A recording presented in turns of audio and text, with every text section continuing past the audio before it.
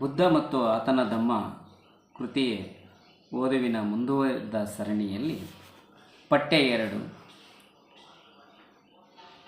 2ರಲ್ಲಿ ಭಾಗ 1 ಬುದ್ಧ ಮತ್ತು ಅವನ ವಿಷಾದ ಯೋಗ. ಪಠ್ಯ 2 ಭಾಗ 1 ಬುದ್ಧ ಮತ್ತು ಅವನ ವಿಷಾದ ಯೋಗ. ಪಠ್ಯ 2ರಲ್ಲಿ ಬುದ್ಧಗೆ ಸಂಬಂಧಿಸಿದ ಸಂಕ್ಷಿಪ್ತ ಚಿತ್ರಪಟ.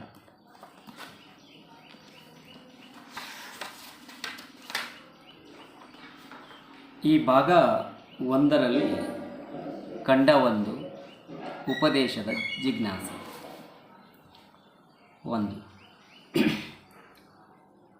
1 ಬುದ್ಧನಿಗೆ ಜ್ಞಾನೋದಯವಾದ ನಂತರ, ಅದಕ್ಕಿಂತ ಮುಂಚೆ ಒಂದು ಬುದ್ಧನಿಗೆ ಸಂಬಂಧಿಸಿದ ಇನ್ನೊಂದು ಚಿತ್ರಪಟ ಇದೆ. ಈ ಭಾಗ 1ರಲ್ಲಿ ಖಂಡ 1 ಉಪದೇಶದ ಜಿಜ್ಞಾಸೆ. 1 ಬುದ್ಧನಿಗೆ ಜ್ಞಾನೋದಯವಾದ ನಂತರ ಹಾಗೂ ತನ್ನದೇ ಆದ ಸ್ವಂತ ಮಾರ್ಗವನ್ನು ಕಂಡುಕೊಂಡ ಮೇಲೆ ಅವನ ಮನಸ್ಸಿನೊಳಗೆ ಸಂಶಯ ಕಾಡತೊಡಗಿತು. ತಾನು ಕಂಡುಕೊಂಡಿರುವ ಸಿದ್ಧಾಂತವನ್ನು ಇತರರಿಗೆ ಬೋಧಿಸಬೇಕೋ ಅಥವಾ ಪರಿಪೂರ್ಣತೆಯನ್ನು ಪಡೆಯುವ ಸಲುವಾಗಿ ತನ್ನ ಇಡೀ ಬದುಕನ್ನು ಮುಡುಪಾಗಿಡಬೇಕು ಎಂಬ ಪ್ರಶ್ನೆ ಅವನ ಮುಂದೆ ಬಂತು. 2 ನಾನು ಹೊಸ ಸಿದ್ಧಾಂತವನ್ನು ದಕ್ಕಿಸಿಕೊಂಡಿದ್ದೇನೆ ನಿಜ, ಆದರೆ ಇದನ್ನು ಸಾಮಾನ್ಯ ಜನರು ಒಪ್ಪಿಕೊಳ್ಳುವುದು ಅಥವಾ ಅವರು ಇದನ್ನೆಲ್ಲ ಬದುಕಿನಲ್ಲಿ ಅನುಸರಿಸುವುದು ತೀರ ಕಷ್ಟ. ಇದು ಪ್ರಜ್ಞಾವಂತರಿಗೂ ಬಹಳ ಸೂಕ್ಷ್ಮವಾದ ಸಂಗತಿಯಾಗಿದೆ ಎಂದು ಅವನು ಭಾವಿಸಿದನು. 3 ಈ ಜಗತ್ತಿನಲ್ಲಿ ಮನುಷ್ಯನನ್ನು ದೇವರು, ಆತ್ಮ ಮುಂತಾದ ನಂಬಿಕೆಗಳಿಂದ ಮುಕ್ತಗೊಳಿಸುವುದು ಸಾಧ್ಯವಾಗದ ವಿಷಯ. ಜನರು ಧಾರ್ಮಿಕ ವಿಧಿಗಳು ಮತ್ತು ಆಚರಣೆಗಳನ್ನು ತೊರೆಯುವುದು ಅಸಾಧ್ಯ. ಜೊತೆಗೆ ಅವರು ಕರ್ಮ ಸಿದ್ಧಾಂತದ ಮೇಲಿನ ನಂಬಿಕೆಯನ್ನು ತ್ಯಜಿಸುವುದು ಕಷ್ಟದ ಸಂಗತಿ. 4 ಆತ್ಮವನ್ನು ಕುರಿತಂತೆ ಅದು ಅಮರವಾದದ್ದು, ಅದಕ್ಕೆ ಸಾವಿಲ್ಲ ಎಂಬ ನಂಬಿಕೆಯನ್ನು ಜನರಿಂದ ಹೋಗಲಾಡಿಸುವುದು ಕಷ್ಟ. ಇನ್ನು ಈ ಜಗತ್ತಿನಲ್ಲಿ ಆತ್ಮವು ಸ್ವತಂತ್ರವಾದದ್ದು, ಅದು ವ್ಯಕ್ತಿಯ ಸಾವಿನ ನಂತರವೂ ಉಳಿದಿರಲು ಸಾಧ್ಯವಿಲ್ಲ ಎಂಬ ನನ್ನ ಹೊಸ ಸಿದ್ಧಾಂತವನ್ನು ಅವರು ಒಪ್ಪಲಾರರು. 5 ಮನುಷ್ಯ ಜೀವಿಗೆ ತನ್ನ ಸ್ವಾರ್ಥದಲ್ಲಿ ಬಹಳ ಆಸಕ್ತಿ. ಅದರಲ್ಲಿ ಅವನು ಆನಂದವನ್ನು ಕಾಣುತ್ತಾನೆ. ಸ್ವಾರ್ಥಕ್ಕಿಂತ ನೈತಿಕತೆಯೇ ಮುಖ್ಯ ಮೇಲು ಎಂಬ ನನ್ನ ಸಿದ್ಧಾಂತವನ್ನು ಅವನು ಒಪ್ಪಿಕೊಳ್ಳುವುದು ಅಸಾಧ್ಯವಾದ ಸಂಗತಿ. 6 ನಾನು ನನ್ನ ಈ ಸಿದ್ಧಾಂತವನ್ನು ಉಪದೇಶ ಮಾಡಿದರೆ ಜನತೆ ಅದನ್ನು ಅರ್ಥ ಮಾಡಿಕೊಳ್ಳಲಾರರು. ಒಂದು ವೇಳೆ ಅರ್ಥವಾದರೂ ಅದನ್ನು ಒಪ್ಪಿಕೊಳ್ಳಲಾರರು. ಅಕಸ್ಮಾತ್ ಒಪ್ಪಿಕೊಂಡರೂ ಅದನ್ನು ಆಚರಣೆಗೆ ತಾರದಿರಬಹುದು.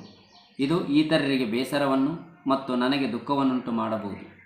7 ಓರ್ವ ಸನ್ಯಾಸಿಯಂತೆ, ಪರಿತ್ಯಾಗಿಯಂತೆ ಈ ಜಗತ್ತಿನಿಂದ ದೂರ ಉಳಿದು ನನ್ನ ಸಿದ್ಧಾಂತವನ್ನು ತನ್ನ ಆತ್ಮದ ಉನ್ನತಿಗಾಗಿ ಏಕೆ ಬಳಸಿಕೊಳ್ಳಬಾರದು ಎಂದು ತನ್ನನ್ನು ತಾನು ಪ್ರಶ್ನಿಸಿಕೊಂಡ ಬುದ್ಧನು, ಕೊನೆಯ ಪಕ್ಷ ನನಗಾದರೂ ನಾನು ಒಳ್ಳೆಯದನ್ನು ಮಾಡಿಕೊಳ್ಳಬಹುದು ಎಂದು ಯೋಚಿಸಿದನು. 8 ಅವನು ಈ ರೀತಿಯಲ್ಲಿ ಯೋಚಿಸುತ್ತಿರುವಾಗ ಅವನ ಮನಸ್ಸು ಸಿದ್ಧಾಂತವನ್ನು ಬೋಧಿಸುವುದನ್ನು ಬಿಟ್ಟು ನಿವೃತ್ತಿಯ ಕಡೆಗೆ ವಾಲತೊಡಗಿತು. 9 ಈ ಸಮಯದಲ್ಲಿ ಬುದ್ಧನ ಮನಸ್ಸಿನೊಳಗೆ ನಡೆಯುತ್ತಿದ್ದ ಜಿಜ್ಞಾಸೆಯನ್ನು ಅರ್ಥಿಕೊಂಡ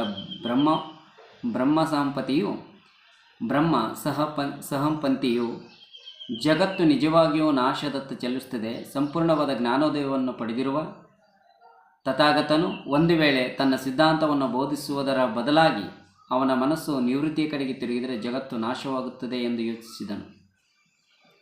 10 ಈ ರೀತಿಯಲ್ಲಿ ಕಳವಳಗೊಂಡ ಬ್ರಹ್ಮ ಸಹಪಂಥಿಯು ಬ್ರಹ್ಮಲೋಕದಿಂದ ಬಂದು ಬುದ್ಧನ ಮುಂದೆ ಪ್ರತ್ಯಕ್ಷನಾದನು ಹಾಗೂ ತನ್ನ ಅಂಗವಸ್ತ್ರವನ್ನು ಹೆಗಲ ಮೇಲೆ ಹಾಕಿಕೊಂಡು ಶಿರಬಾಗಿ ಕೈ ಮುಗಿದು, ಈಗ ನೀನು ಇಂದಿನ ಸಿದ್ಧಾರ್ಥ ಗೌತಮನಲ್ಲ, ನೀನು ಬುದ್ಧನಾಗಿದೆಯೇ, ಪೂರ್ಣ ಜ್ಞಾನವನ್ನು ಪಡೆದ ಜ್ಞಾನಿಯಾಗಿರುವೆ, ನೀನೀಗ ತಥಾಗತನಾಗಿರುವೆ. ಇಂಥ ಸ್ಥಿತಿಯಲ್ಲಿ ಈ ಜಗತ್ತಿಗೆ ನೀನು ಪಡೆದಿರುವ ಜ್ಞಾನವನ್ನು ನೀಡಲು ಏಕೆ ನಿರಾಕರಿಸುತ್ತೀಯ? ತಪ್ಪು ಹೆಜ್ಜೆ ಇಡುತ್ತಿರುವ ಮನುಕುಲವನ್ನು ರಕ್ಷಿಸಲು ಏಕೆ ಹಿಂಜರಿತಿರುವೆ ಎಂದು ಪ್ರಶ್ನಿಸಿದನಲ್ಲದೆ. 11 ನಿನ್ನ ಸಿದ್ಧಾಂತವನ್ನು ಕೇಳದ ಜನತೆ ಅಪವಿತ್ರರಾಗಿ ಅಧೋಗತಿಗೆ ಇಳಿಯುತ್ತಿದ್ದಾರೆ ಎಂದು ನುಡಿದನು. 12 ತನ್ನ ಮಾತುಗಳನ್ನು ಮುಂದುವರಿಸಿದ ಬ್ರಹ್ಮ ಸಹಪಂಥಿಯು, ಭಗವಾನ್ ಸ್ವರೂಪನಾದ ನಿನಗೆ ತಿಳಿದಿರುವಂತೆ ಮಗಧ ಸಾಮ್ರಾಜ್ಯದಲ್ಲಿ ಈ ಹಿಂದೆ ಇದ್ದ ಅನೇಕ ಪವಿತ್ರವಾದ ಸಿದ್ಧಾಂತಗಳು ಉದ್ದೇಶಪೂರ್ವಕವಾಗಿ ತಪ್ಪಾಗಿ ಬೋಧಿಸಲ್ಪಟ್ಟವು. 13 ಅಂಥ ಜನರಿಗೆ ದೇವರು ತಮ್ಮ ಅಮರ ಸಿದ್ಧಾಂತದ ಬಾಗಿಲನ್ನು ತೆರೆಯಬಾರದೆ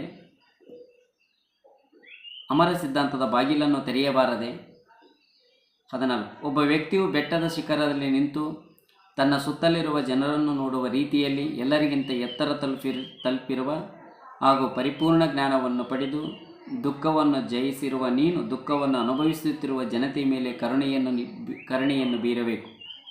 15. ಎದ್ದೇಳು ಓ ನಾಯಕನೇ, ಬದುಕಿನ ಯುದ್ಧರಂಗದಲ್ಲಿ ಜಯಗಳಿಸಿದ ಸೇನಾಪತಿಯೇ, ಜನ್ಮಗಳ ಋಣಗಳಿಂದ ಬಿಡುಗಡೆ ಪಡೆದ ಮಹಾನುಭಾವನೆ, ನಿನ್ನ ಮುಂದಿರುವ ಈ ಜಗತ್ತಿನತ್ತ ಮುನ್ನುಗ್ಗು, ಇದಕ್ಕೆ ಬೆನ್ನು ತಿರುಗಿಸಬೇಡ. 16. ಭಗವಾನನು ತನ್ನ ಕೃಪಟಾಕ್ಷದಿಂದ ಮಾನವರಿಗೂ ದೇವತೆಗಳು ಸುವಾರ್ತೆಗಳನ್ನು ಬೋಧಿಸಲು ಮನಸ್ಸು ಮಾಡಲಿ ಎಂದು ಸಹಂಪತಿಯು ಬುದ್ಧನಲ್ಲಿ ಪ್ರಾರ್ಥಿಸಿಕೊಂಡನು. 17. ಇದಕ್ಕೆ ಪ್ರತಿಕ್ರಿಯೆಯಾಗಿ ಗೌತಮ ಬುದ್ಧನು, ಮನುಷ್ಯರ ನಡುವೆ ಸಮರ್ಥನೂ ಶ್ರೇಷ್ಠನೂ ಆದ ಓ ಬ್ರಹ್ಮನೇ, ನನ್ನ ಸಂದೇಶವನ್ನು ನಾನು ಏಕೆ ಬೋಧಿಸುತ್ತಿಲ್ಲವೆಂದರೆ ನನಗೆ ವ್ಯಥೆಯೊಂದು ಕಾಡುತ್ತಿದೆ ಎಂದು ಉತ್ತರಿಸಿದನು. 18. ಆದರೂ ಜಗತ್ತಿನಲ್ಲಿ ಬಹಳಷ್ಟು ದುಃಖವಿರುವುದನ್ನು ಅರಿತುಕೊಂಡ ಬುದ್ಧನು ತಾನು ಸನ್ಯಾಸಿಯಂತೆ ಕೈಕಟ್ಟಿ ಕೂರುವುದು ಅಥವಾ ಸಮಸ್ಯೆಗಳು ಹಾಗೇ ಜೀವಂತವಾಗಿರಲಿ ಎಂದು ಸುಮ್ಮನಿರುವುದು ತಪ್ಪು ಎಂಬುದನ್ನು ಮನಗಂಡನು. 19. ಸನ್ಯಾಸತ್ವವು ನಿಷ್ಪ್ರಯೋಜಕ ಎನ್ನುವುದು ಅವನಿಗೆ ಅರಿವಾಯಿತು. ಇದರ ಮೂಲಕ ಜಗತ್ತಿನ ಸಮಸ್ಯೆಗಳಿಂದ ಪಲಾಯನ ಮಾಡಲು ಪ್ರಯತ್ನಿಸುವುದು ಸಹ ನಿಷ್ಪ್ರಯೋಜಕ.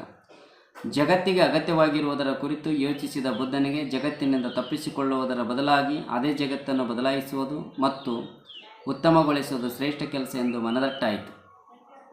20. ದುಃಖದಲ್ಲಿ ಮುಳುಗಿ ಬಳಲುತ್ತಿರುವ ಈ ಜಗತ್ತಿನ ಸಮಸ್ಯೆಗಳಿಗೆ ಪರಿಹಾರ ಗೊತ್ತಿಲ್ಲದರಿಂದ ನಾನು ಈ ಪ್ರಪಂಚವನ್ನು ತ್ಯಜಿಸಬೇಕಾಯಿತು ಎಂಬುದನ್ನು ಅವನು ಅರಿತನು. ತನ್ನ ಈ ಸಿದ್ಧಾಂತದ ಪ್ರಚಾರದಿಂದಾಗಿ ಜಗತ್ತಿನ ದುಃಖ ನಿವಾರಣೆಯಾಗುವುದಾದರೆ ನಿಷ್ಕ್ರಿಯ ಮೂರ್ತಿಯಂತೆ ಸುಮ್ಮನೆ ಕುಳಿತುಕೊಳ್ಳುವುದರ ಬದಲು ಪ್ರಪಂಚಕ್ಕೆ ಹಿಂತಿರುಗಿ ಅದರ ಸೇವೆ ಮಾಡುವುದು ತನ್ನ ಕರ್ತವ್ಯವೆಂದು ಅವನಿಗೆ ಮನವರಿಕೆಯಾಯಿತು. 21.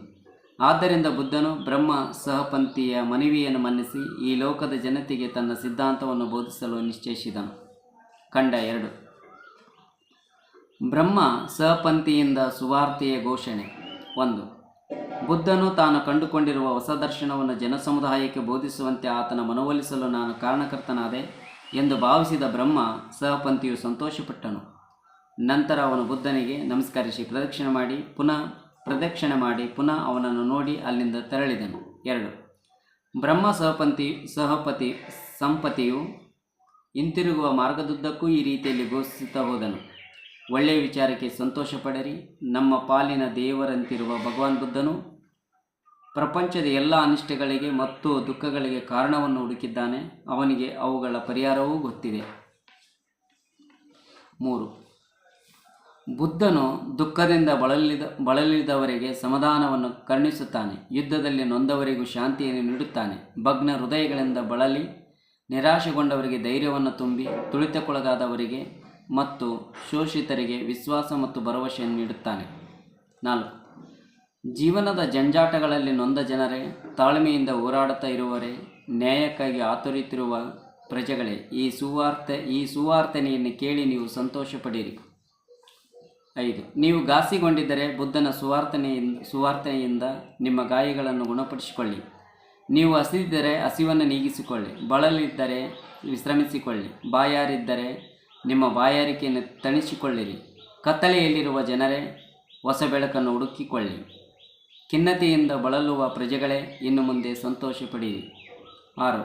ಅವನ ತತ್ವದಲ್ಲಿರುವ ಪ್ರೀತಿಗೆ ಪರಿತ್ಯಕ್ತರನ್ನು, ಅನಾಥರನ್ನು ನಮ್ಮವರೇ ಎನ್ನಿಸುವಂತೆ ಪ್ರೇರೇಪಿಸುವ ಕೆಳವರ್ಗದವರನ್ನು ಮೇಲೆತ್ತುವಂಥ ಶಕ್ತಿ ಇದೆ.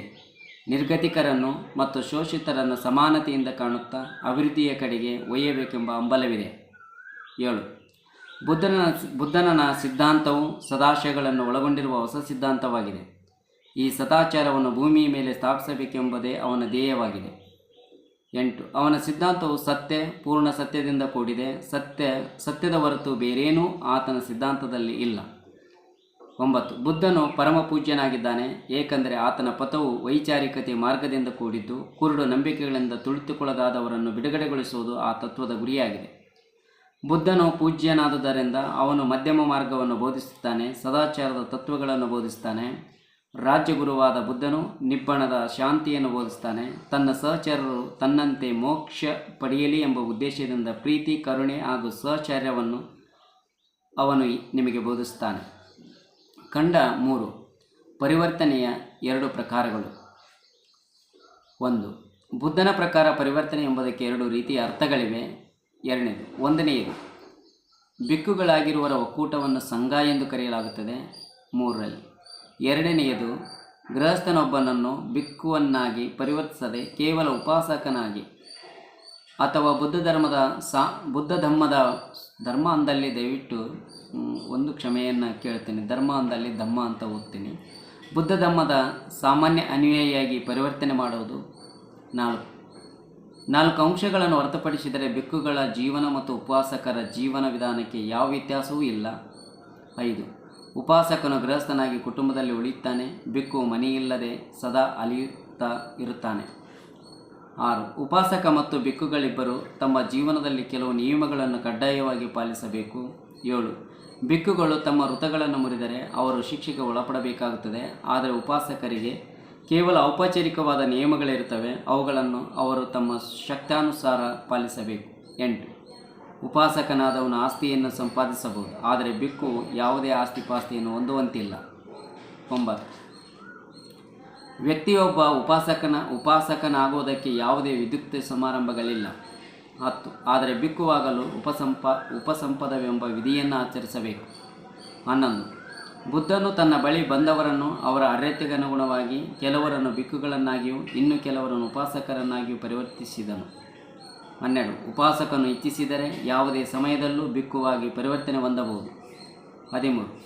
ಆದರೆ ಒಮ್ಮೆ ಬಿಕ್ಕುವಾಗಿ ಪರಿವರ್ತನೆ ಹೊಂದಿದ ವ್ಯಕ್ತಿಯು ಮಹಾವೃತಗಳನ್ನು ಮುರಿದರೆ ಅಥವಾ ಸಂಘದ ಸದಸ್ಯತ್ವವನ್ನು ತ್ಯಜಿಸಿದರೆ ಅವನು ಪುನಃ ಬಿಕ್ಕುವಾಗಿ ಮುಂದುವರಿಯಲು ಸಾಧ್ಯವಿಲ್ಲ. 14. ಈ ಮುಂದಿನ ಪುಟಗಳಲ್ಲಿ ದಾಖಲಾಗಿರುವ ವ್ಯಕ್ತಿಗಳನ್ನು ಮಾತ್ರ ಬುದ್ಧನು ಪರಿವರ್ತಿಸಿದನೆಂದು ತಿಳಿಯಬಾರದು. 15. ತನ್ನ ಸಂಘಕ್ಕೆ ಸೇರಿಸಿಕೊಳ್ಳಲು ಅಥವಾ ತನ್ನ ಧರ್ಮವನ್ನು ಬೋಧಿಸಲು